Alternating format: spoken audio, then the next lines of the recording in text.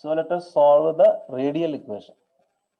So we have already written the radial equation as 1 by r square d by dr of r square dr by dr plus ഇത് ഓർക്കണില്ലേ നിങ്ങൾ? ഒരിക്കൽ ഈ ഏതൊരു ആറ് തെറ്റിയത് ഞാൻ ആറിന്റെ സ്ക്വയർ ഇട്ട് തെറ്റിച്ച് ഓർക്കില്ല? നിങ്ങൾ ശരിയാക്കിയില്ല അത്? 2 mu by h cross square e minus v minus l into l plus 1 by r square. Okay, capital R equal to 0. ഇതാണ് റേഡിയൽ ഇക്വേഷൻ. ഇതാണ് നമ്മൾ ഓൾറെഡി മുമ്പ് എഴുതിയിട്ടുള്ള ഇക്വേഷൻ. നിങ്ങൾ മുമ്പ് എടുത്ത് നോക്കി കഴിഞ്ഞാൽ നിങ്ങൾക്ക് മനസ്സിലാവും. പഴയ ഇക്വേഷൻ എടുത്ത് നോക്കി കഴിഞ്ഞാൽ ഈ ഇക്വേഷൻ കാണാം. ഇതിൽ ഈ വി എന്ന് പറയുന്നതാണ് എന്ത്? നമ്മുടെ കൂളൂം പൊട്ടൻഷ്യൽ. എത്രയാണ്? 1 by minus 1 by 4 pi epsilon 0 q1 q2 by r അല്ലേ? അപ്പൊ ഇ സ്ക്വയർ ബൈ ആർ എന്ന് വരും. ശരിയല്ലേ? ഈ വി എന്ന് പറഞ്ഞാൽ ഇവിടെ നമ്മൾ ശരിക്കും പറഞ്ഞാൽ ഈ എക്സ്പ്രഷൻ എഴുതണം. പക്ഷെ അത് എഴുതുമ്പോൾ കുറച്ചും കൂടെ കോംപ്ലിക്കേറ്റഡ് ആവും. അതുകൊണ്ട് ഞാൻ എഴുതണില്ല. ഓക്കെ, ഈ വി ഇവിടെ ഈ വി പൊട്ടൻഷ്യലിന് പകരം ഇത് എഴുതണം. അപ്പോഴാണ് എന്നിട്ടാണ് സോൾവ് ചെയ്യാൻ പറ്റുള്ളൂ. ഇനി ഇതിൽ കുറച്ച് സബ്സ്റ്റിറ്റ്യൂഷൻസ് ഒക്കെ നടത്തണം. അതായത് ഇതിൽ ഈ ക്യാപിറ്റൽ ഇക്ക് പകരം നമ്മൾ മൈനസ് എപ്സിലോൺ എന്ന് സബ്സ്റ്റിറ്റ്യൂട്ട് ചെയ്യാം. ഓക്കെ, അതിനൊരു റീസൺ ഒക്കെ ഉണ്ട്. കാരണം ഈ മൈനസ് സൈൻ കാണിക്കുന്നത് എപ്പോഴും ഒരു ബൗണ്ട് സിസ്റ്റം ആണെന്ന് കാണിക്കുന്നത്. അതായത് ഇലക്ട്രോൺ ഈസ് അണ്ടർ അട്രാക്ഷൻ എന്ന് കാണിക്കണം. റിപ്പൽഷൻ അല്ല. റിപ്പൽഷൻ ആണെങ്കിൽ ഇവിടെ പ്ലസ് ഇടാം. അട്രാക്ഷൻ ബൗണ്ടഡ് സിസ്റ്റം ആയതുകൊണ്ട് നമ്മൾ ഇക്ക് പകരം നമ്മൾ മൈനസ് ഇ എന്ന് സബ്സ്റ്റിറ്റ്യൂട്ട് ചെയ്യും. അപ്പൊ because minus sign shows this is A bound system. Bound എന്ന് പറയുന്നത് എന്താണ്? അട്രാക്റ്റീവ് സിസ്റ്റം ആണ് ബൗണ്ടഡ് എന്ന് പറഞ്ഞാൽ. അതിനെ പിടിച്ച് നിർത്തിയിരിക്കുകയാണ് അവിടെ, ആ ബൗണ്ടറിയിൽ പിടിച്ച് നിർത്തിയിരിക്കുകയാണ്. ഇനി നമ്മൾ ഈ സ്മോൾ ആറിന് പകരം വേറൊരു റോ എന്ന് പറയുന്ന വേരിയബിൾ സബ്സ്റ്റിറ്റ്യൂട്ട് ചെയ്യുക. Rho equal to alpha R എന്ന് സബ്സ്റ്റിറ്റ്യൂട്ട് ചെയ്യാം. അപ്പൊ നമ്മളൊരു ചേഞ്ച് ഓഫ് വേരിയബിൾ അപ്ലൈ ചെയ്യണം. ആർ എന്നുള്ള വേരിയബിളിന് പകരം റോ എന്ന് പറയുന്ന വേരിയബിൾ ആക്കണു. പക്ഷെ ആൽഫ എന്ന് പറയുന്ന ഒരു കോൺസ്റ്റന്റ് അതിന്റെ കൂടെ ഉണ്ടെന്ന് മാത്രം. ആൽഫ ഒരു കോൺസ്റ്റന്റ് ആണ്. So rho equal to alpha R എന്ന് സബ്സ്റ്റിറ്റ്യൂട്ട് ചെയ്യാം. ഓക്കെ, ഇനി കുറച്ച് മാത്തമാറ്റിക്കൽ സംഭവങ്ങളൊക്കെയാണ്. അപ്പൊ ഇതൊക്കെ ചെയ്ത് കഴിഞ്ഞാൽ ഞാൻ ഈ ഫൈനൽ റിസൾട്ട് മാത്രം എഴുതാൻ പോവാണ്. ഇടയ്ക്കുള്ള സ്റ്റെപ്സ് ഒക്കെ നമുക്ക് സ്കിപ്പ് ചെയ്യാം. അതിപ്പോ ചെയ്തിട്ടും വലിയ പ്രത്യേകിച്ച് വിശേഷമൊന്നുമില്ല. ഈ ഇക്വേഷന്റെ കുറച്ച് അങ്ങോട്ടൊക്കെ മാറ്റണത് പരിചയപ്പെടാന്ന് മാത്രമേ ഉള്ളൂ. ഓക്കെ, ഇതിനൊക്കെ ഇങ്ങനെ നമ്മൾ ഈ സബ്സ്റ്റിറ്റ്യൂഷൻ നടത്തി കഴിഞ്ഞാൽ നമുക്ക് ഇതുപോലെ ഈക്വേഷനെ മാറ്റാൻ പറ്റും. 1 by റോ സ്ക്വയർ, അല്ലെങ്കിൽ ഈ സ്റ്റെപ്പ് വേണമെങ്കിൽ സ്കിപ്പ് ചെയ്യാവുന്നതേ ഉള്ളൂ. ഞാൻ വല്ലതും കൂടെ എഴുതാൻ. 1 by റോ സ്ക്വയർ അത്രയ്ക്ക് ബുദ്ധിമുട്ടൊന്നുമില്ല കേട്ടാ, നമുക്ക് ചെയ്യാനൊക്കെ പറ്റും. 1 by റോ സ്ക്വയർ, ഇതിനെല്ലാം ഈ ആറെല്ലാം മാറി റോ ആവും. 1 by rho square D by D rho, then rho square D R by D rho plus ഏതാണ്ട് ആദ്യത്തെ ടൈം ഏതാണ്ട് സെയിം തന്നെയാണ്. ആറിന് പകരം റോ ഇട്ട് കഴിഞ്ഞാൽ ആറ് എന്നുള്ളിടത്തൊക്കെ റോ ഇട്ട് കഴിഞ്ഞാൽ ഇത് കിട്ടും. ഓക്കെ, പിന്നെ വരുന്നത് ഇവിടെ കുറച്ച് വ്യത്യാസങ്ങളുണ്ട്. Minus 2 mu epsilon divided by H cross square alpha square plus 2 mu E square by 4 pi epsilon 0 h cross square alpha rho minus L into L plus 1 by rho square capital R equal to 0 എന്ന് കിട്ടും. ഇവിടെ നമ്മളൊരു കുറച്ച് ചില ക്വാണ്ടിറ്റീസിനെ substitute ചെയ്യുക. അതായത് 2 mu epsilon by h cross square alpha സ്ക്വയറിന് പകരം നമ്മൾ 1/4 എന്ന് സബ്സ്റ്റിറ്റ്യൂട്ട് ചെയ്യാം. കാരണം അത് സിംപ്ലിഫൈ ചെയ്ത് കഴിയുമ്പോൾ ഏതാണ്ട് അതുപോലെ വാല്യൂസ് വരും. അപ്പോൾ നമ്മൾ അതിന് 1/4 എന്ന് കൊടുക്കുക. അതുപോലെ രണ്ടാമത്തെ ഇതിന് and 2 mu e square by 4 pi epsilon 0 h cross square alpha. ഈ റോ മാറ്റി നിർത്തിയിട്ട് ബാക്കിയുള്ള എല്ലാം കൂടെ നമ്മൾ ലാംഡ എന്ന് വിളിക്കുക.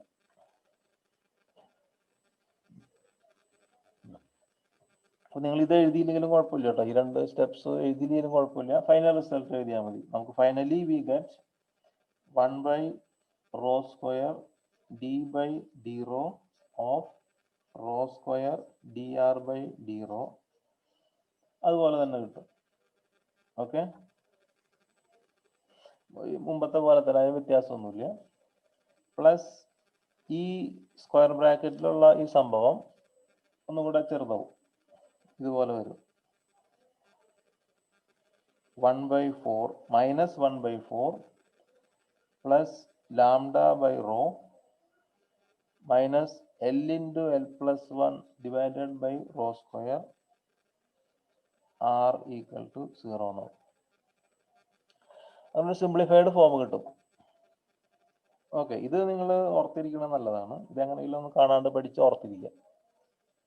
ഓക്കെ, കുറച്ച് സിംപ്ലിഫൈഡ് ഫോം കിട്ടി. ഇതും ഈ സോൾവ് ചെയ്യാനായിട്ട് അത്ര ഈസി അല്ല. അപ്പം ഞാൻ ഇതിന്റെ റിസൾട്ട് മാത്രം പറയാം. അപ്പൊ നമുക്ക് ഇത് സോൾവ് ചെയ്ത് കഴിഞ്ഞാൽ ക്യാപിറ്റൽ ആറിന് ഒരു എക്സ്പ്രഷൻ കിട്ടും. അതും ഞാനിവിടെ എഴുതുന്നില്ല. ഓക്കെ, പക്ഷെ ഈ ക്യാപിറ്റൽ ആറിന് നമ്മൾ കുറച്ച് കണ്ടീഷൻസ് അപ്ലൈ ചെയ്യാം. വേവ് ഫംഗ്ഷൻ ആണ്. ഈ വേവ് ഫംഗ്ഷൻ അക്സെപ്റ്റബിൾ ആവണം. അപ്പൊ അത് അക്സെപ്റ്റബിൾ സൊല്യൂഷൻ ആവണമെങ്കിൽ ഈ ലാംഡ എന്ന് പറയുന്ന ഈ സംഭവം അതൊരു പോസിറ്റീവ് ഇൻറ്റിജർ ആവണം. അതാണ് നമുക്ക് കിട്ടുന്ന ഒരു റിസൾട്ട്. ഓക്കെ, മാത്രമല്ല ഈ എല്ലിന്റെ വാല്യൂ, ഈ എൽ ഉണ്ടല്ലോ, സ്മോൾ എൽ, അത് നമ്മൾ മുമ്പ് പറഞ്ഞ ഓർബിറ്റൽ ക്വാണ്ടം നമ്പർ തന്നെയാണ്. എല്ലിന്റെ വാല്യൂ എത്രയാവണമെന്ന് വെച്ചാൽ 0, 1, 2 എക്സിട്ര അപ് ടു n-1 ആവണം.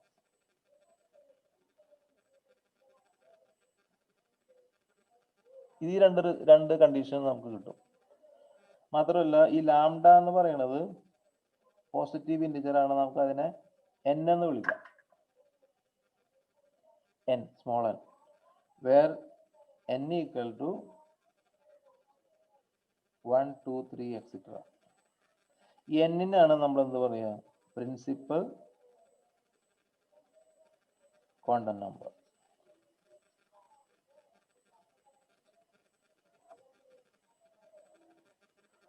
ഓക്കെ, ഇത്രയും ക്ലിയർ ആയോ?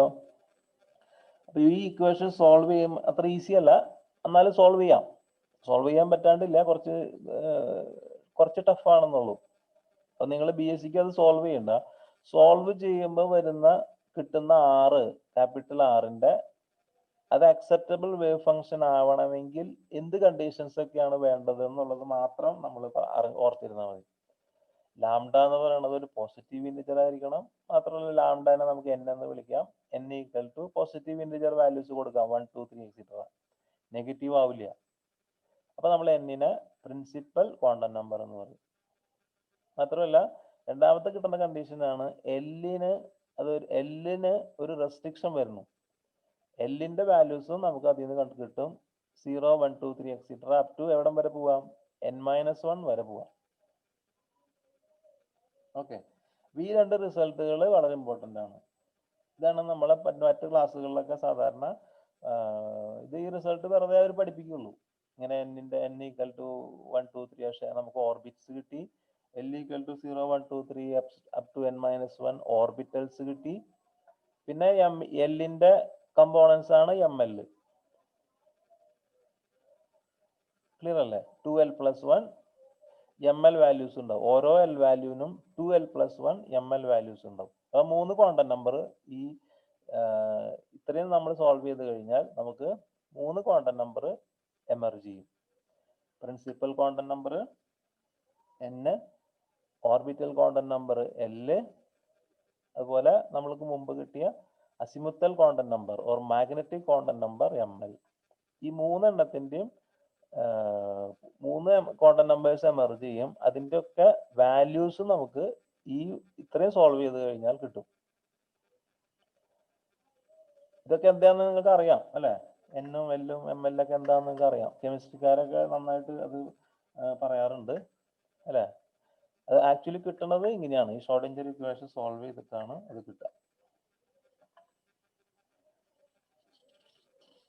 അപ്പൊ നമുക്കിപ്പോ ഇത് സോൾവ് ചെയ്ത് കഴിഞ്ഞാൽ ആക്ച്വലി എന്താ കിട്ടുക? നമുക്ക് എന്താ കിട്ടുക? ക്യാപിറ്റൽ R കിട്ടും, which is A function of small r. അതാണ് ഇതിന്റെ സൊല്യൂഷൻ. ഈ ക്യാപിറ്റൽ R എന്ന് പറഞ്ഞാൽ അതാണ് ഈ വേവ് ഫംഗ്ഷന്റെ ഒരു പാർട്ടാണ്, റേഡിയൽ പാർട്ട് എന്ന് പറയും. പിന്നെ നമുക്ക് എന്ത് ചെയ്യാം? ഇനി നമുക്ക് ടോട്ടൽ വേവ് ഫംഗ്ഷൻ വീണ്ടും എല്ലാം കൂടെ കമ്പൈൻ ചെയ്ത് എഴുതാം. അപ്പൊ നമ്മൾ 3 കൂടെ നമ്മൾ സ്പ്ലിറ്റ് ചെയ്തു. മുമ്പ് പറഞ്ഞത് ഓർക്കണില്ലേ? ഇതായിരുന്നു നമ്മുടെ psi equal to psi which is a function of r theta phi equal to capital R of r, capital theta of theta, capital phi of phi. ഇത് നമുക്ക് വീണ്ടും നമുക്ക് തിരിച്ച് കമ്പൈൻ ചെയ്ത് എഴുതാം. So total wave function again capital psi of r theta phi equal to capital R of r, capital theta of theta, capital phi of phi. അങ്ങനെ എഴുതാം. പക്ഷെ ഇനി അങ്ങനെ എഴുതുമ്പോൾ നമുക്ക് ഒരു കാര്യം കൂടെ ഇതിന്റെ കൂടെ എഴുതണം. നമ്മൾ ക്യാപിറ്റൽ ഫൈ സോൾവ് ചെയ്തപ്പോൾ നമുക്ക് എന്താ കിട്ടിയേ? നമുക്കൊരു കോണ്ടന്റ് നമ്പർ വന്നു അല്ലേ? ഏതാ? ml. അപ്പൊ അത് നമ്മൾ ഇവിടെ എഴുതണം, ml. മനസ്സിലായ? അതായത് ക്യാപിറ്റൽ ഫൈ ഓഫ് ml എന്ന് എഴുതണം. Capital phi ml phi. ഇപ്പൊ ഇതാണ് ഇതിന്റെ പേര്. ഈ ml എന്നുള്ള ഇൻഡെക്സ് കൂടെ ക്യാപിറ്റൽ ഫൈക്ക് കൊടുക്കണം. അതുപോലെ ക്യാപിറ്റൽ തീറ്റ സോൾവ് ചെയ്തപ്പോൾ നമുക്ക് എന്താ കിട്ടിയേ? l കിട്ടി. അപ്പൊ നമ്മൾ എന്ത് എഴുതി? ക്യാപിറ്റൽ തീറ്റ എൽ തീറ്റ, എൽ എന്നുള്ള ഇൻഡെക്സ് തീറ്റയ്ക്ക് കൊടുക്കണം. ഈ ക്യാപിറ്റൽ R സോൾവ് ചെയ്തപ്പോൾ എന്താ കിട്ടിയ? നമുക്ക് n കിട്ടി, n ആണ് കിട്ടിയത്. മാത്രമല്ല എല്ലിന്റെ ഫൈനൽ വാല്യൂ കിട്ടി. എല്ലിന് എന്ത് കിട്ടി? എന്നും എല്ലും ഉണ്ട് അതില്ല എക്സ്പ്രഷനിൽ. എല്ല് എവിടം വരെ പോവാം? എല്ലിന്റെ ലാസ്റ്റ് വാല്യൂ എത്രയാണ്? n-1. അത് കിട്ടുന്നത് ഇതിൽ നിന്നാണ്. അപ്പൊ capital R NL of R. മനസ്സിലായില്ലേ? ഇങ്ങനെയാണ് വേവ് ഫംഗ്ഷനെ നമ്മൾ അവസാനം പറയാ ഫൈനലായിട്ട്. അപ്പൊ R തീറ്റ ഫൈ എന്നുള്ളത് പോയിട്ട് ഇനി അങ്ങനെ പറയണം, RNL of R, theta L of theta, phi ML of phi. ഇങ്ങനെ നമ്മൾ പറയണം. മനസ്സിലായില്ലേ? ഇതാണ് final result. Final wave function ഈ 3 വേവ് ഫംഗ്ഷന്റെയും പ്രോഡക്റ്റ് ആയിരിക്കും. മാത്രമല്ല നമുക്ക് ഇതിൻ്റെയൊക്കെ where n is the principal quantum number, n ന്റെ വാല്യൂ 1, 2, 3 etc. ഇൻഫിനിറ്റി വരെ പോവാം. ഓക്കെ? അതിന്റെ ആവശ്യമില്ല, കാരണം ആറ്റംസ് ഇത്ര നമുക്ക് ആകെ പീരിയോഡിക് ടേബിളിലുള്ള ആറ്റംസ് ഉള്ളൂ. അതുകൊണ്ട് ഇൻഫിനിറ്റി വരെ പോകേണ്ട ആവശ്യമൊന്നും ഒരിക്കലും വരില്ല. സോ പക്ഷെ theoretically n can vary from 1, 2, 3 etc. Limit ഇല്ല. പക്ഷെ എല്ലിന്റെ വാല്യൂ അങ്ങനെയല്ല. Orbital quantum number L equal to എത്രയാ? 0, 1, 2 etc. Up to n-1. അതായത് ഒരു n വാല്യൂവിന് 0 to n-1 L values ഉണ്ടാവും. ഓക്കെ? ഇനി ഓരോ L വാല്യൂവിനും എന്തുണ്ടാവും? മാഗ്നറ്റിക് ക്വാണ്ടം നമ്പർ ഒരു azimuthal quantum number ml equal to 0 plus or minus 1 plus or minus 2 etc. plus or minus L. 2L plus 1 ml values ഉണ്ടാവും ഓരോ എല്ലിനും. Okay, ഇതൊക്കെ നിങ്ങൾക്ക് അറിയാവുന്ന കാര്യങ്ങളാണ് അല്ലേ? കൂടുതൽ ഞാൻ എക്സ്പ്ലെയിൻ ചെയ്യേണ്ട ആവശ്യമില്ലല്ലോ. സ്കൂളിൽ തൊട്ട് പഠിക്കേണ്ടതായിരിക്കും, +2 തൊട്ടിട്ട്. പിന്നെ കെമിസ്ട്രിക്കാരും പഠിപ്പിച്ചിട്ടുണ്ടാവും, വേറെ കുറെ സ്ഥലങ്ങളിലൊക്കെ നിങ്ങൾ പഠിച്ചിട്ടുണ്ടാവും. ഓക്കെ, ഇനി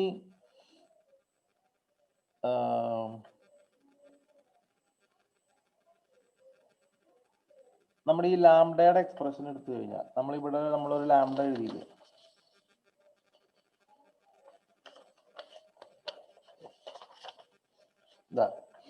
ഈ ലാംഡ ഈക്വൽ ടു ഈ എക്സ്പ്രഷൻ എടുത്തു കഴിഞ്ഞാൽ ആ എക്സ്പ്രഷൻ ഒന്നും കൂടി എടുക്കുക. നമുക്ക് നമ്മുടെ energy equal to energy proportional to -1/n² എന്നുള്ള ഫോർമുല ഉണ്ടല്ലോ, -13.6 അങ്ങനെ കിട്ടുന്ന ഫോർമുല n². ആ ഫോർമുല നമുക്ക് ഇവിടെ ഇതിൽ നിന്ന് നമ്മൾ ബോർ-ആറ്റം മോഡൽ നമ്മൾ ഓൾറെഡി കണ്ടതാണ്. അത് നമുക്ക് ഇതിൽ നിന്ന് തന്നെ കിട്ടും. നമ്മൾ ഈ ലാംഡയുടെ എക്സ്പ്രഷൻ എടുക്കുക. Lambda equal to 2μe² divided by 4πε0 h×² alpha. Okay, നമ്മൾ ഈ ലാംഡയ്ക്ക് പകരം നമുക്ക് എന്ത് ഇടാം? n ഇടാം. ലാംഡ എന്ന് പറഞ്ഞാൽ n തന്നെയാണ്. ഓക്കെ, ഇനി നമ്മൾ ഇതിനെ സ്ക്വയർ ചെയ്യുക, ഈ എക്സ്പ്രഷനെ സ്ക്വയർ ചെയ്യുക. അത് നിങ്ങൾക്ക് ഒരു ഹോംവർക്ക് ആയിട്ട് ഞാൻ വിടുന്നു, നിങ്ങൾ ചെയ്ത് നോക്കിക്കോളൂ. സ്ക്വയർ ചെയ്യുക. എന്നിട്ട് നമ്മൾ അപ്പൊ ഇവിടെ ഒരു α² വരും, ആൽഫ ഉണ്ട് ഇവിടെ. ഓക്കെ, ഈ α² പകരം നമ്മൾ മുമ്പ് എഴുതി വെച്ചിട്ടുള്ള ഒരു ഇക്വേഷൻ 8μe/h×² എന്ന് സബ്സ്റ്റിറ്റ്യൂട്ട് ചെയ്യാം. ഓക്കെ, ഇത്രയും സബ്സ്റ്റിറ്റ്യൂട്ട് ചെയ്ത് കഴിഞ്ഞാൽ നിങ്ങൾക്ക് ഇതുപോലെ റിസൾട്ട് കിട്ടും. En ഈക്വൽ ടു എന്നാണ് കിട്ടുക. അതിനെ നമ്മൾ En എന്ന് കൊടുക്കും, equal to -μe⁴ divided by 32π² ε0² h×² ഇത്രയും ഇൻറ്റു n² എന്ന് കിട്ടും. ഓക്കെ, അപ്പൊ ഇത് നമ്മുടെ പഴയ എക്സ്പ്രഷൻ തന്നെ. ഇതിൽ നമുക്ക് എന്ത് എഴുതാം? En is proportional to -1/n². Okay, ഇതുപോലെ നമുക്ക് ഓരോ ഓർബിറ്റിലുള്ള ഇലക്ട്രോണിന്റെ എനർജി ഇതിന് 1/n² പ്രൊപ്പോർഷണൽ ആയിരിക്കും എന്ന് പറയാം. ഇവിടെ മറ്റേതെല്ലാം കൂടെ കൂട്ടുമ്പോൾ -13.6 വരും. പിന്നെ n ഈക്വൽ ടു 1 2 3 കൊടുത്തു കഴിഞ്ഞാൽ നമുക്ക് ഓരോ ഓർബിറ്റിന്റെയും എനർജി കിട്ടും. -സൈൻ കാണിക്കുന്നത് this is A bounded system is in the attractive state. ഇനി നമ്മൾ കുറച്ചും കൂടെ ഒരു ഡിസ്കഷൻ നടത്തി കഴിഞ്ഞാൽ, ഡീറ്റെയിൽഡ് ആയിട്ടുള്ള അനാലിസിസ് നടത്തി കഴിഞ്ഞാൽ നമുക്ക് ഈ ഓർബിറ്റൽ ആംഗുലർ മൊമെന്റം ക്യാപിറ്റൽ എല്ലും സ്മോൾ എല്ലും തമ്മിലുള്ള റിലേഷൻ കിട്ടും. അത് വേണമെങ്കിൽ ഞാൻ ചെയ്ത് കാണിക്കാം. Capital L equal to √L × L+1 h× എന്ന് കിട്ടും. Capital L equal to √L × L+1 h× എന്ന് കിട്ടും. ഇതാണ് ഓർബിറ്റൽ ആംഗുലർ മൊമെന്റം.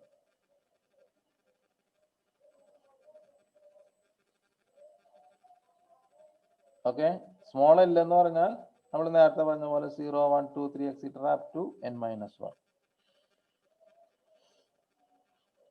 അപ്പൊ നമുക്കറിയാം ഈ L എന്ന് പറയുന്നത് ക്യാപിറ്റൽ L എന്ന് പറയുന്നത് ഓർബിറ്റൽ ആംഗുലർ മൊമെന്റ് ആണ്. നമ്മൾ ബോർ പോസ്റ്റുലേറ്റ് നമ്മൾ ഓൾറെഡി നമ്മൾ പഠിച്ചു. ഈ L എന്ന് പറയുന്നത് സ്പേസ് ക്വാണ്ടൈസ്ഡ് ആണ്. അപ്പൊ ഇനി ഞാൻ നെക്സ്റ്റ് ക്ലാസ്സിൽ അതാണ് പറയാൻ പോകുന്നത്. എന്താണ് ഈ എല്ലിന്റെ സ്പേസ് ക്വാണ്ടൈസേഷൻ കൊണ്ട് ഉദ്ദേശിക്കുന്നത്, അതെങ്ങനെയാണ് നമുക്ക് പിക്ചോറിയലി റെപ്രസെന്റ് ചെയ്യാൻ പറ്റുക. ഓക്കെ, അപ്പൊ അതിനു മുമ്പ് ഞാൻ ഒരു കാര്യം പറയാം, അത് ഞാൻ അടുത്ത ക്ലാസ്സിൽ പറയാം. അതിനു മുമ്പ് ഞാൻ ഈ L ഈക്വൽ ടു 0 വിളിക്കുന്ന പേരാണ്, നമ്മൾ ഇതിന് ഓരോന്നിനും നമ്മൾ ഓരോ പേര് വിളിക്കും. Small S, S, P, D, F, etcetera, G H അങ്ങനെയൊക്കെ വരും. S P D L equal to small L equal to 0 നമ്മൾ എസ് സ്റ്റേറ്റ് എന്ന് വിളിക്കും. ഓക്കെ, എസ് എന്ന് പറഞ്ഞാൽ ഷാർപ്പ് എന്നർത്ഥം. അത് സ്പെരിക്കലി സിമെട്രിക് ആയിരിക്കും അല്ലെ. അതുപോലെ പീനെ പി ഫോർ പ്രിൻസിപ്പൽ സ്റ്റേറ്റ് എന്ന് പറയും. അത് നിങ്ങൾക്ക് അറിയാം, ഡംബ് ബെൽ ഷേപ്പ് ആയിരിക്കും. ഓർബിറ്റേഴ്സ് ഡംബ് ബെൽ ഷേപ്പ്ഡ് ആയിരിക്കും. ഡി എന്ന് പറഞ്ഞാൽ ഡിഫ്യൂസിനാണ് ഡി. എഫ് എന്ന് പറഞ്ഞാൽ fundamental, extra. Sharp, principal, diffuse, fundamental, അതൊക്കെയാണ് ഇതിന്റെ ഫുൾ ഫോം. SPDF ഓർബിറ്റൽസ് എന്നാണ് സാധാരണ ഇതിനൊക്കെ വിളിക്കുക. ഓക്കെ, ഇനി ഇതനുസരിച്ചിട്ട് നമുക്ക് നിങ്ങൾ മുമ്പ് പഠിച്ചിട്ടുള്ള ഒരു കാര്യം ഞാൻ ആദ്യം പറയാം. നമുക്ക് ഈ ഇലക്ട്രോണിന്റെ ഈ സ്റ്റേറ്റ്സിനൊക്കെ നമുക്ക് ഒരു ടേബിൾ വരച്ചിട്ട് നമുക്ക് ഓരോ ഓർബിറ്റിലും ഉള്ള ഓരോ ഓർബിറ്റൽസിലും ഉള്ള ഇലക്ട്രോൺസിന്റെ എണ്ണമൊക്കെ നമുക്ക് ആറ്റോമിക് സ്റ്റേറ്റ്സ് ആയിട്ട് നമുക്ക് റെപ്രസെന്റ് ചെയ്യാൻ പറ്റും. ഓക്കെ.